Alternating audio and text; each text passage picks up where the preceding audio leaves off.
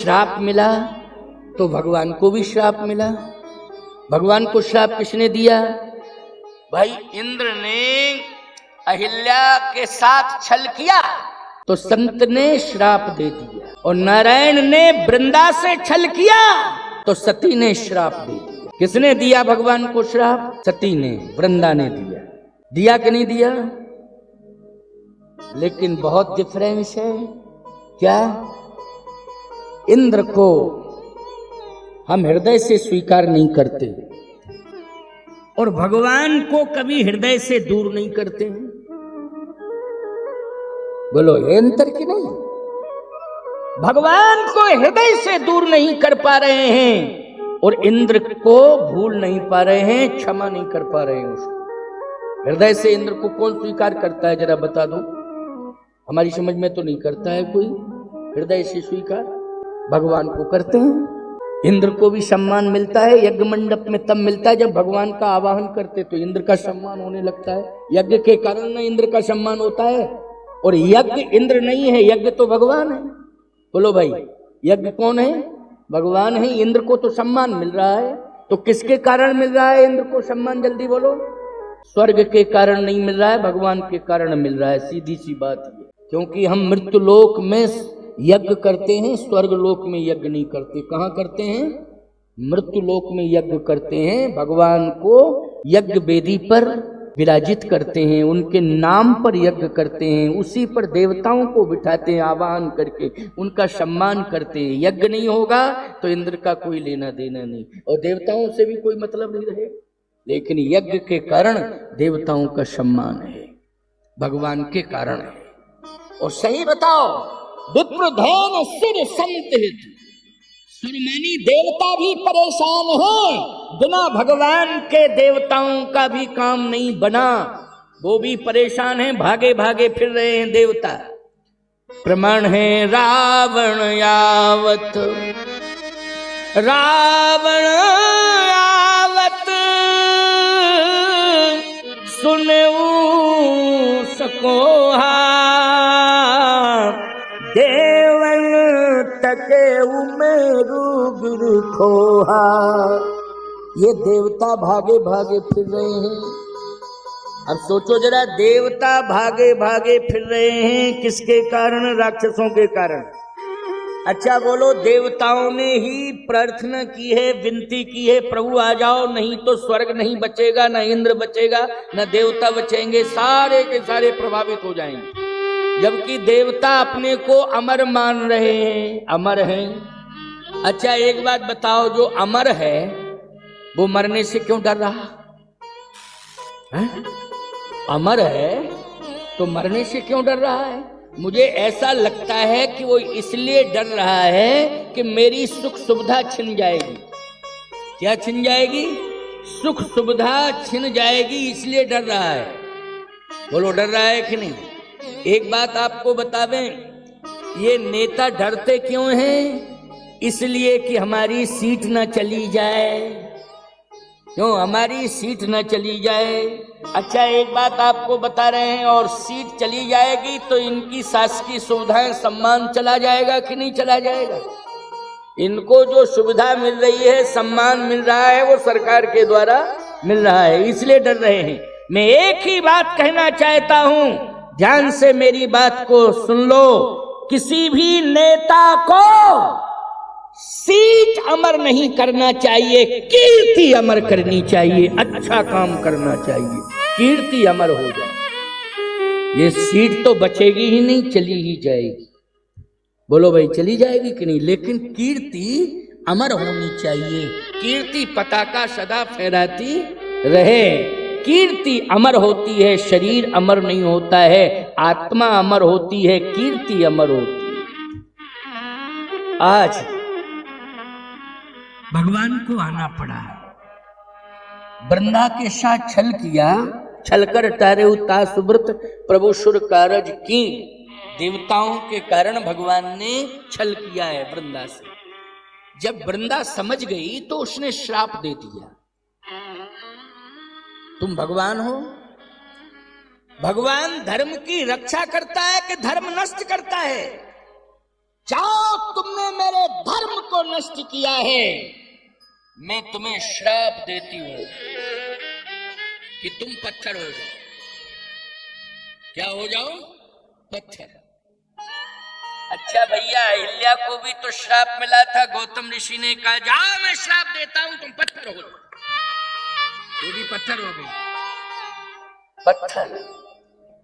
अच्छा एक बात आपको बतावें, अहिल्या पत्थर, पत्थर का मतलब होता है जड़। तो अहिल्या तो जीव है, इसलिए वो जड़ हो गई। लेकिन परमात्मा को चाहे जितना कोई श्राप दे दे जड़ बनने वाला, लेकिन उसमें तो क्षमता है जो चेतन को जड़ करे और जड़ करे चेतन। कोई अगर उससे ये कहे कि तुम जड़ हो जाओ, उस पर कोई फर्क पड़ने वाला नहीं है। अच्छा एक बात और बतावें, सती वृंदा ने श्राप दिया कि जाओ तुम पत्थर हो जाओ, तो सती वृंदा के श्राप से अरे मंदिरों में कितने पाषाण के विग्रह स्थापित हो गए, प्राण प्रतिष्ठा हो गई। लेकिन वृंदा के द्वारा जो श्राप से भगवान पत्थर हुए, उतना सम्मान आज तक किसी देवालय में किसी देवता ने नहीं ले पाया। शालिग्राम, बोलिए शालिग्राम भगवान की। करोड़ों रुपए के मंदिर बनवा दो, बड़ी बड़ी मूर्तियां लेके स्थापित करवा दो, लेकिन पुजारियों से पूछना सबसे पहली पूजा किसकी होती है? शालिग्राम भगवान की होती है। और मूर्तियों की प्राण प्रतिष्ठा होती है, लेकिन शालिग्राम स्वयं प्रतिष्ठित होते हैं, उनकी प्रतिष्ठा की आवश्यकता नहीं पड़ती। लेकिन शालिग्राम बनाने में श्रेय किसको जाएगा? जल्दी बोलो। शालिग्राम बनाने में श्रेय वृंदा को मिलेगा। बोलो भाई। कौशल्या अम्बा ने राम को तपस्या से प्रकट किया है और वृंदा ने शालिग्राम को श्राप से प्रकट किया है। श्राप से प्रकट किया है शालिग्राम को। किसने किया है? वृंदा ने। और कौशल्या जी ने तपस्या से प्रकट किया है राम को। इसका मतलब यह है कि कहीं ना कहीं वृंदा की गलती है। यहां भगवान की गलती किंचित मात्र नहीं है, बिल्कुल वृंदा की गलती है। क्या गलती है वृंदा की? वृंदा की गलती यह है कि उसका धर्म अधर्म की रक्षा करने में लगा था। यह गलती है। समझ रहे हो कि नहीं? गलती क्या है? उसका पातिव्य धर्म जो था वो किसकी रक्षा करने में लगा था? अधर्म की रक्षा करने में लगा था। भगवान की तो कोई गलती नहीं। इंद्र की गलती इसलिए मानी जाएगी क्योंकि इंद्र की क्रिया भी निकृष्ट है और इंद्र का, आप कहोगे महाराज, उद्देश्य भी निकृष्ट है। क्रिया और उद्देश्य। देखो कभी कभी क्या होता है कि क्रिया देखने में निकृष्ट प्रतीत होती है, लेकिन जब उसका परिणाम उद्देश्य निकल के आता है तो बड़ा उत्कृष्ट होता है। बोलो होता है कि नहीं होता है?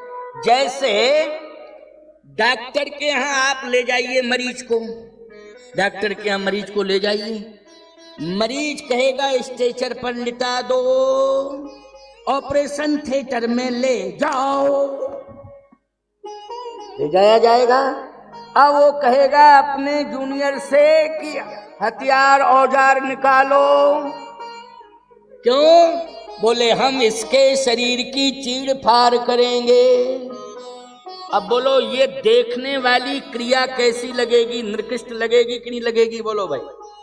ऑपरेशन करते समय ऑपरेशन थिएटर में इसलिए नहीं जाने दिया जाता है, कहीं ऑपरेशन करते समय तीमारदार मरीज को देख ले। तीमारदार का मतलब सेवादार, उसके साथ में जो सहयोगी आया है, अगर वो मरीज का ऑपरेशन देख ले तो 100 गालियां डॉक्टर को देगा। क्यों भाई? देगा कि नहीं देगा? इतना बढ़िया लाए थे, अंग अलग कर दिया, ये क्या कर दिया, ये तो पता ही नहीं चल रहा है, सारी अंतड़ियां बाहर निकाल दी। क्रिया कैसी लग रही है? जल्दी बोलो। निकृष्ट। लेकिन ऑपरेशन करने के बाद जब सफल हो जाता है ऑपरेशन, उसका उद्देश्य निकल के आता है तो उत्कृष्ट आता है, क्योंकि मरीज उठ के बैठ जाता है और हंसने लगता है, बोलने लगता है। बोलो उद्देश्य उत्कृष्ट निकल के आ गया कि नहीं? क्रिया कैसी थी? निकृष्ट थी, उद्देश्य उत्कृष्ट था। वही हथियार अगर चाकू डाकू के हाथ में पहुंच जावे तो ईमानदारी के साथ बताना, डाकू की क्रिया भी निकृष्ट है और उद्देश्य भी निकृष्ट है। डॉक्टर की क्रिया तो देखने में निकृष्ट है लेकिन उद्देश्य उत्कृष्ट है, और डाकू की क्रिया भी निकृष्ट है और उद्देश्य भी निकृष्ट है, क्योंकि वो चाकू लेगा या ना जाने कितने घाव कर देगा और धन ले जाएगा और प्राण भी ले लेगा। बोलो यही करता है कि नहीं? मनी क्रिया भी निकृष्ट है और उद्देश्य भी निकृष्ट है। दूसरा उदाहरण मैं और दे रहा हूं। आप जो है 5,000 रुपया मीटर का कीमती वस्त्र खरीदी, बहुत कीमती, आप शौकीन है ना पहनने के, तो आपने वस्त्र भंडार पर जाकर के 5,000 रुपया का कीमती वस्त्र खरीदा। अब आपने कहा टेलर कहाँ है? इस नंदुरबार में सबसे अच्छा टेलर, टेलर तो क्या कहते हैं, दर्जी, टेलर और कुछ कहते हैं, ठीक कह रहा हूं ना? दर्जी, टेलर, कपड़ा बनाने वाला कौन सा अच्छा है? बोले फलाने चौक में फलाना टेलर बहुत फेमस है। आप ले गए, आपने कहा कि ये हमारा वस्त्र आपको बनाना है, अच्छा रखिए। उसने फीता निकाला, नापना नूपना शुरू कर दिया और कैंची निकाली, यूं यूं यूं यूं यूं यूं। अब क्रिया कैसी लग रही है जल्दी बताओ? दर्जी की क्रिया कैसी लग रही है? उसने आपका 5,000 रुपया मीटर का कपड़ा 10 टुकड़ों में 1 सेकंड के अंदर बदल दिया, फेंक दिया। आपकी आंखें लाल हो जाएंगी, पागल है क्या, इसने क्या कर दिया ये? वो यही कहेगा, देखिए आप बात मत करिए, आप 5 दिन बाद आइएगा, 5 दिन बाद आइएगा, बात करिएगा मुझसे।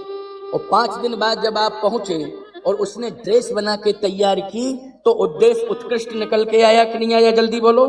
और आपने तुरंत 5,000 रुपया निकाला, कहा लो, रुपया निकाल के दे दिया। और यही कपड़ा अगर चूहा के चक्कर में पड़ जाता तो? जल्दी बोलो। चूहा के चक्कर में पड़ जाता तो वो 1000 टुकड़े कर देता, किसी काम का नहीं रहता। फिर अंत में पुरस्कार और धन्यवाद नहीं देते, चूहा मार गोली लाते और उसको खिला देते कि मर जा, तूने बर्बाद कर दिया मेरा कपड़ा। बोलो भाई, यानी चूहे की क्रिया भी निकृष्ट है और उद्देश्य भी निकृष्ट है, और दर्जी की क्रिया निकृष्ट है लेकिन उद्देश्य उत्कृष्ट है। डॉक्टर की क्रिया ऑपरेशन की निकृष्ट है, उद्देश्य उत्कृष्ट है, और डाकू की क्रिया निकृष्ट है और उद्देश्य भी निकृष्ट है। इंद्र की क्रिया निकृष्ट है और इंद्र का उद्देश्य भी निकृष्ट है, लेकिन नारायण की क्रिया वृंदा के साथ देखने में निकृष्ट है लेकिन उद्देश्य उत्कृष्ट है। इसलिए वो शालिग्राम बन गए, पूजनीय हो गए और बिना प्राण प्रतिष्ठा के ही स्वयं पूज्य हो गए, प्रतिष्ठित हो गए। बोलिए शालिग्राम भगवान की जय।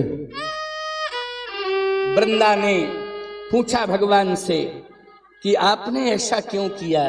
भगवान ने कहा इसलिए कि तेरा धर्म अधर्म की रक्षा कर रहा है। तो जब धर्म अधर्म की रक्षा करता है तो ऐसे धर्म को मैं नष्ट करता हूं। वैसे तो अधर्म को नष्ट करता हूं, लेकिन धर्म जब अधर्म की रक्षा करने लग जाता है तो मैं ऐसे धर्म को भी नष्ट कर देता हूं। जैसे अर्जुन को भीष्म पितामह को मारने के लिए आदेश किसने दिया? बोलो, अर्जुन को आदेश मिला है तो किसके द्वारा आदेश मिला? भगवान के द्वारा मिला। मारो, मेरी आज्ञा है, मारो। उसने कहा नहीं, महात्मा है, उच्च कोटि के संत हैं, मैं दुर्योधन को मारूंगा, महात्मा को नहीं। ये पूजनीय है, ये श्रद्धेय है, इनके चरणों की सेवा की है मैंने, ऐसा मत करो कन्हैया, मुझे हस्तिनापुर नहीं चाहिए, भाड़ में गया वो राज्य संपत्ति मुझे नहीं चाहिए। भगवान ने कहा बहुत बड़ा उपदेशक है तू तो, मैं तो जानता ही नहीं था कि इतना बढ़िया उपदेश देना जानता है, बहुत गजब का बोल रहा है तू। अच्छा एक बात बता अर्जुन, तुम मारना किसे चाहता है? कहे दुर्योधन को। अच्छा दुर्योधन को क्यों मारना चाहता? इसलिए कि वो अधर्म है। अच्छा दुर्योधन अधर्म है ना, उसको मारना चाहते हो, लेकिन तुम्हें ये पता है कि वो अधर्म कहां है? अर्जुन बोला उसी को तो खोज रहा हूं, मिल ही नहीं रहा है, अगर मिल जाए तो अभी मार। भगवान ने कहा तुझे दिखाई नहीं दे रहा है, लेकिन मुझे दिखाई दे रहा है, भीष्म पितामह के पीछे खड़ा है, और ये भीष्म पितामह कवच बन करके उसकी रक्षा कर रहे हैं। बोलो भाई दुर्योधन की रक्षा कौन कर रहा था? जल्दी बोलो। युद्ध में भीष्म पितामह कर रहे थे। इस मर्म को किसने बताया है? इस मर्म को भगवान ने बताया है। बोलो बताया कि नहीं? हे अर्जुन, अगर तुम भीष्म पितामह को धर्म मानता है और दुर्योधन को अधर्म मानता है, तो ये भीष्म के पीछे ही अधर्म खड़ा हुआ है। इसका मतलब ये है कि ये धर्म अधर्म की रक्षा करने में लगा है, तो जो धर्म अधर्म की रक्षा करता हो, ऐसे धर्म को नष्ट करना परम धर्म होता है। मेरी आज्ञा है धर्म, ये परम धर्म होगा, क्योंकि अधर्म की रक्षा कर रहा है ये। इसलिए भगवान ने वृंदा से कहा कि तेरा पात्र धर्म अधर्म की रक्षा कर रहा था, इसलिए मैंने उसे नष्ट कर दिया। जलंधर मर गया। प्यारे वृंदा ने कहा मेरा क्या होगा? भगवान ने कहा कि तुम पतिव्रता तो हो, तो पति तो चला गया। भगवान ने कहा कि मैं तुम्हें वचन देता हूं, क्योंकि मेरा एक नया अवतार हुआ है शालिग्राम। अब अवतार हुआ है तो विवाह भी होगा, तो ये मैं वचन देता हूं, अगर तेरे कारण मैं शालिग्राम बना हूं, तो मेरे कारण तू वृंदा से तुलसी बनेगी, और मैं तेरा वरण करूंगा हरिप्रिया के रूप में। हरिप्रिया के रूप में मैं तेरा वरण करूंगा। शालिग्राम जी का विवाह किसके साथ होता है? तुलसी के साथ होता है। और सत्य कह रहा हूं, त्रिभुवन की संपत्ति रख दो तुम सामने भगवान की, लेकिन अगर तुलसी नहीं समर्पित करोगे तो भगवान स्वीकार नहीं करेंगे। और सत्य तो यह है कि राधा के बिना श्याम रह सकते हैं, सीता के बिना राम रह सकते हैं, लक्ष्मी के बिना नारायण रह सकते हैं, लेकिन तुलसी के बिना शालिग्राम नहीं रह सकते हैं। प्यारे शालिग्राम नहीं रह सकते हैं। बोलो भाई तुलसी तुलसी है, और तुलसी श्याम को भी पसंद है, घनश्याम को भी पसंद है, लक्ष्मी नारायण को भी पसंद है, और सीता राम को भी पसंद है। तुलसी के बिना हमारी वैष्णव परंपरा में कहीं कोई पूजा नहीं होती है। इसलिए घर घर में ईमानदारी के साथ बताओ, घर घर में तुलसी है कि नहीं? अच्छा बताओ, हाथ उठा के इशारा करो किसके घर में तुलसी? सबके घर में तुलसी है, सबके घर में तुलसी है। वाह, सबके घर में तुलसी है। तुलसी की बड़ी महिमा है।